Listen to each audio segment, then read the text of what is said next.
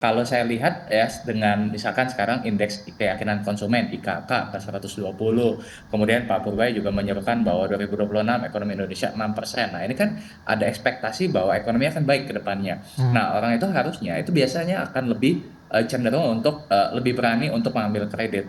Nah,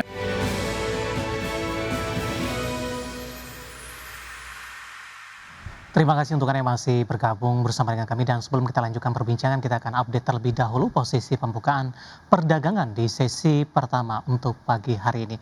Indeks harga saham gabungan dibuka di zona hijau di 8.646,646 sementara level yang sedang dijajaki saat ini di 8.629,805 atau menguat di 0,21%.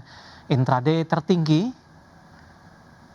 meskipun baru 1 menit pasca pembukaan tadi sempat menyentuh di 8.650, intraday terendah di 8.623.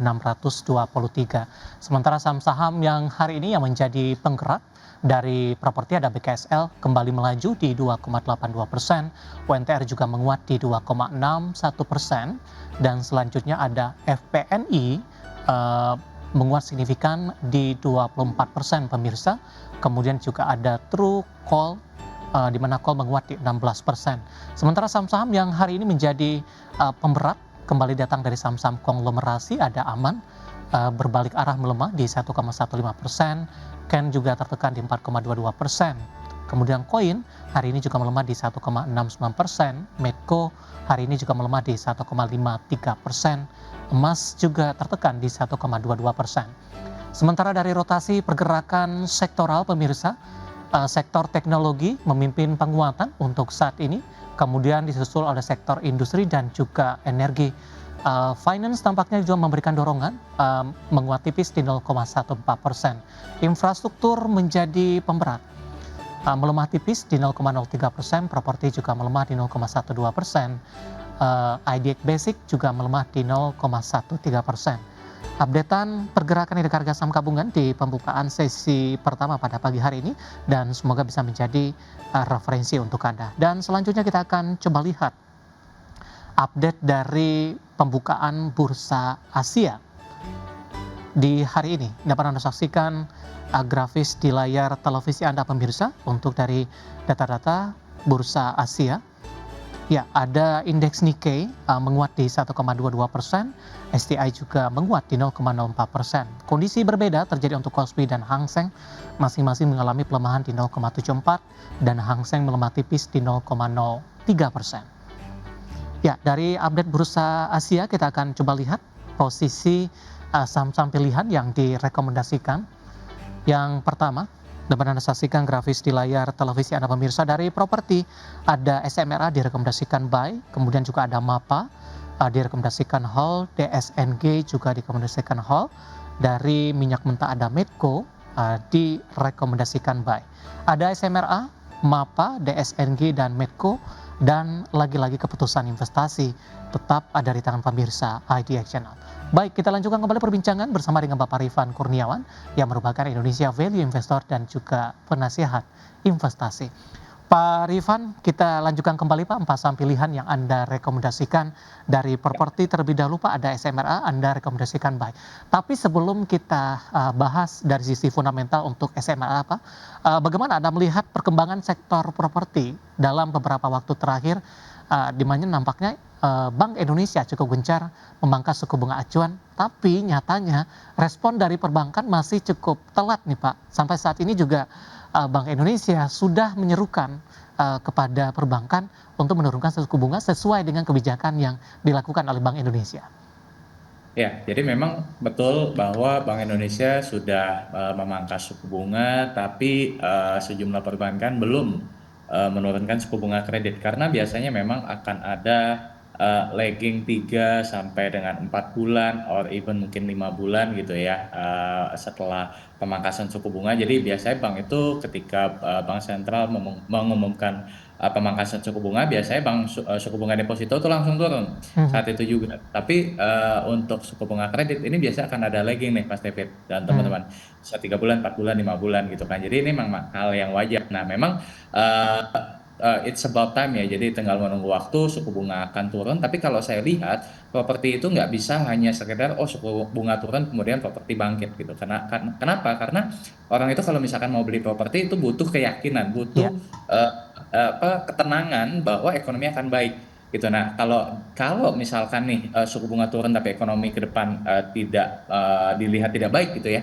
Nah, ini akan susah juga. Nah, cuman kalau saya lihat ya dengan misalkan sekarang indeks keyakinan konsumen IKK ke 120, kemudian Pak Purbay juga menyerukan bahwa 2026 ekonomi Indonesia 6%. Nah, ini kan ada ekspektasi bahwa ekonomi akan baik ke depannya. hmm, Nah, orang itu harusnya itu biasanya akan lebih cenderung untuk lebih berani untuk mengambil kredit. Nah, cuma yang saya lihat adalah eh apa namanya daya beli ini akan bagi dua nih Mas David. Jadi ya, ada yang menengah atas tapi menengah bawah. Nah, yang saya lihat akan tetap resilient di ke depan itu ya menengah atas tadi karena ya lebih mungkin cash flow-nya lebih oke. lebih teratur gitu ya gitu. Nah, jadi kalau saya kenapa pilih mungkin ke SMRA-nya itu adalah karena SMRA ini lebih banyak menyasar segmen menengah dan menengah atas gitu. Nah, jadi sebagian besar unit propertinya itu dibanderol dengan harga di atas 2 miliar rupiah gitu.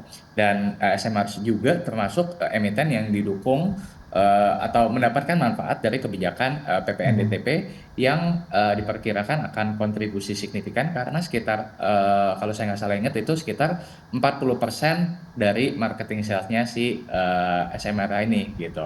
Nah, kemudian selain itu penurunan suku bunga yang diantisipasi juga diharapkan ini mampu kembali mendongkrak kinerja SMRA dan ya berdasarkan valuasi saat ini juga SMRA masih salah satu yang memiliki valuasi yang menarik lah ya dibandingkan dengan emiten properti lainnya. Kurang lebih seperti itu, Mas Baik, David. itu analisis fundamental dari sisi pertimbangan ya Pak, karena Ya, PBV-nya masih di 0,56 kali, masih di bawah 1 kali ini dibandingkan tadi dinyatakan dengan saham-saham properti lainnya. Anda rekomendasikan buy Pak untuk SMRA saat ini ya. menguat di 0,52% di 388. Buy di level berapa Pak dengan posisi pembukaan hari ini? Ya, kalau saya lihat at least as long as kita bisa dapat harga di bawah 400 itu udah good Mhm. buy menurut saya. Jadi kayak di 388 sekarang pun it's still a good buy ya karena kalau kita bicara margin of safety dari SMR ini masih 40% lah at least ya. Mhm. Gitu. Dengan target terdekat ada tidak Pak? Mungkin kalau saya lebih ke target mid to long term ya. Jadi Iya. mungkin 6 sampai 12 bulan ke depan itu harusnya bisa di 600 atau 700 rupiah per lembar saham itu sangat possible kalau menurut saya. Baik, sampel yang pertama dari properti ada SMRA, eee, posisi saat ini mengalami penguatan ke 388 dan bergerak flat di 386. Ambil posisi di 380-an atau posisi saat ini juga tidak masalah. Kemudian juga target price-nya tadi juga disebutkan untuk jangka menengah dan panjang untuk bergerak di atas level 400-an. Dan lagi-lagi keputusan investasi tetap ada di tangan pemirsa IDX Channel. Pak Rifan, kita beralih ke saham pilihan kedua Pak, ada MAPA. Tapi Anda lebih Ya, rekomendasikan Hall ini. Mungkin kita ya, ke fundamental terlebih dahulu Pak, perkembangan ya, MAPA terkini, sehingga ya. juga menambah informasi kepada para pemirsa IDX Channel untuk MAPA. Ya, jadi MAPA juga kurang lebih sama ya. Kalau SMRA tadi kan juga menyasar segmen menengah ke atas. Nah, MAPA ini kan juga emiten retail ya, Ya, yang menyasar segmen menengah atas gitu. Nah, saya lihat ini MAPA sebenarnya secara fundamental ya mereka terus ekspansi ya dengan membuka gerai-gerai baru gitu. Nah, yang saya lihat penjualan ini bukan hanya bertumbuh dari ekspansi, tapi juga dari gerai-gerai lama atau mungkin kita kenal dengan SSSG, Same Store Sales Growth yang di tahun ini itu tumbuh 5%. Nah, bukan angka yang jelek untuk ukuran retail ya, karena hal ini artinya ya produk atau brand dari MAPA ini masih diminati oleh masyarakat. Meskipun kita tahu di 2025 ini daya beli melemah. Nah, what if kalau misalkan what if yang tadi saya katakan indeks keyakinan konsumen ini meningkat, orang akan lebih cenderung untuk konsumtif, lebih mudah untuk spending. Nah, biasanya segmen retail yang menyasar tadi menengah ke atas ini akan diuntungkan nih kalau saya lihat Mas David. Itu mhm, kenapa saya memilih atau merekomendasikan MAPA juga gitu ya. Ya, cuman memang karena margin of safety-nya ini saya lihat nilai intrinsiknya MAPA itu ada di kisaran 850-an dan harga iya, sekarang di 315. masih oke, cuman mungkin teman-teman investor ini harus hitung harus lebih hati-hati dengan entry point-nya gitu. Makanya kenapa tadi Mhm, saya lebih rekomendasikan untuk hold. Jadi kalau misalkan yang let's say misalkan udah pegang di harga yang cukup bottom gitu ya, misalkan di bawah 500 di bawah 600 gitu ya atau di 530-an itu masih bisa hold gitu. Tapi kalau di mhm. area 700 itu mungkin perlu agak hati-hati dalam timing masuknya. Dan terakhir mungkin karena kita sebentar lagi akan masuk ke dalam momen Nataru ya. Iya, Nah, ini juga momen yang biasanya juga akan menjadi musim panen lah mhm. ibaratnya untuk emiten retail seperti itu, Mas Baik, David. saham pilihan yang kedua ada MAPA update terbaru hari ini bergerak flat di 720 tadi sempat menguat ke 725 dan tadi disampaikan ketika ambil posisi di 500 atau sudah masuk lebih direkomendasikan hold tapi bagi yang masih belum direkomendasikan untuk MAPA sebelum menembus di atas level 800-an tadi dan lagi-lagi keputusan investasi tetap ada di tangan pemirsa IDX Channel. Kita beralih ke saham pilihan yang ketiga, Pak Rifan ada DSNG, Anda juga Ya. rekomendasikan hold? Ya, betul. Jadi DSNG ini memang salah satu pilihan saham CPO yang saya Iya. bilang ideal lah ya, karena Mhm, memang dalam 1 tahun terakhir harga sahamnya udah 50% naik, 3 tahun terakhir bahkan mungkin udah 180% naik gitu ya. mhm. Tapi pertumbuhan dari DSNG ini dibandingkan dengan emiten CPO lainnya, salah satu yang menurut saya cukup spektakuler gitu. Betul. Nah, tapi kedepannya kalau yang saya lihat ya, DSNG ini kan emiten yang memang fokus pada upstream CPO. Nah, saya melihat bahwa harga CPO itu tetap akan mengalami kenaikan harga, Mas David. At least mungkin 6 bulan ke depan, kalau yang saya lihat harga CPO ini akan tetap ada di level tinggi. Nah, hal ini didasari oleh minyak nabati yang kalau menurut saya ini akan terus naik. Mhm. Kemudian juga ada implementasi 50 Benar. dan ya kan, dan produksi sawit yang diproyeksi akan tumbuh secara moderat di tahun 2026. Nah, jadi kalau saya lihat nih ASP atau average selling price dari DSNG ini berpotensi untuk naik juga di tahun 2026.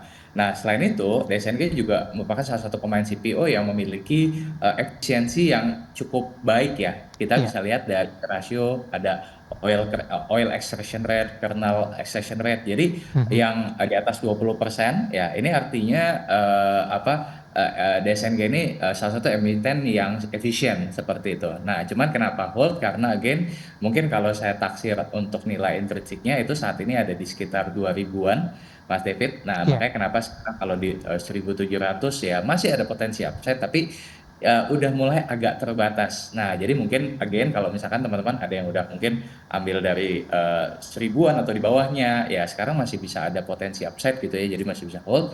Tapi kalau misalkan untuk teman-teman yang baru mau masuk di 1700-an nih, ya mesti agak hati-hati Mhm. seperti itu. Baik, berbicara terkait dengan saham-saham berbasis CPO, Pak, ini juga cukup menarik, di mana di tengah perlambatan ekonomi global, sentimen negatif global, itu kinerja dari beberapa emiten itu cenderung mengalami penurunan. Tapi di kinerja dari saham-saham berbasis CPO per kuartal ketiga di 2025 tampaknya ini juga tidak terpengaruh sepertinya. Apakah ini juga menjadi salah satu alasan, Pak Ivan? Singkat saja, Pak.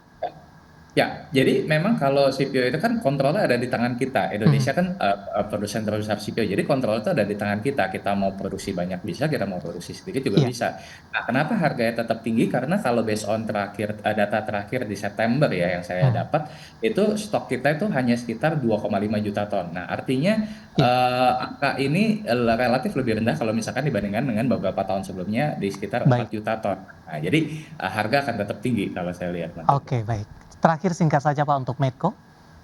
Ya, Medco saya rekomendasinya baik gitu ya. Meskipun Mhm, memang kita tahu bahwa di 2025 ini kinerja Medco kurang begitu baik ya. Tapi sebenarnya kalau kita teliti lebih dalam, penyebab dari turunnya laba bersih Medco ini karena kerugian dari entitas asosiasinya yaitu Aman Mineral. Nah, mhm. jadi pendapatan Aman ini kan anjlok karena smelternya belum beroperasi Iya, dan ya tidak bisa ekspor tembaganya ya karena tahun depan ini kalau saya lihat nih harusnya Aman udah bisa mulai beroperasi. Nah, jadi kalau misalkan Aman bisa beroperasi, ya maka saya lihat nih kinerja Medco juga akan terdongkrak cukup signifikan gitu. Nah, jadi if ini ada kondisi ya, kalau misalkan Aman Mineral ini bisa beroperasi di tahun Oke, depan, ya maka kinerja Emetco akan terdongkrak. Tapi kalau disclaim kalau misalkan ternyata tertunda ya atau ya. tidak bisa beroperasi, ya itu mungkin harganya masih belum bisa bergerak seperti itu. Baik, Gitu. Pak Ivan, waktu kita cukup terbatas, tampaknya pembahasan tadi mengakhiri kebersamaan kita untuk kali ini. Ada 4 saham tadi dan lagi-lagi keputusan investasi tetap ada di tangan pemirsa IDA Channel.